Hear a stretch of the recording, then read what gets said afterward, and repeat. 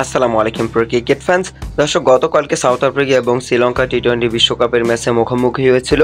আমরা আগের ভিডিওতে আলোচনা করেছিলাম শ্রীলঙ্কা কী পরিমাণ বাজে ব্যাটিং করেছে, কেননা কিন্তু মাত্র ৭৭ রানের মধ্যেই তারা অল আউট হয়ে গিয়েছিল, ২০ ওভারও খেলতে পারেনি, কেউ ২০+ রানও কিন্তু কেউ করতে পারেনি।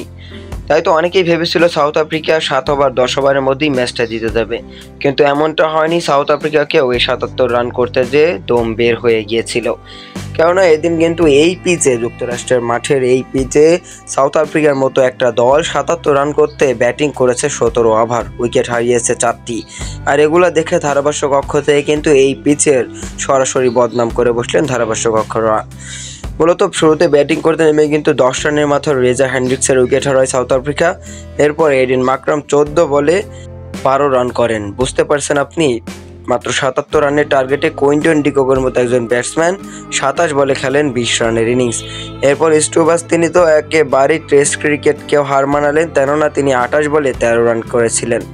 ১৮ রানের মধ্যে ৪টি উইকেট হারিয়ে যাওয়ার পর ডেভিড মিলার এসে কিন্তু ম্যাচটা ফিনিশ করলেও কিন্তু এই ম্যাচ জিততে সাউথ আফ্রিকার একটু হলেও ভয় লেগেছিল, কারণ এই পিচ খুবই ভয়ঙ্কর।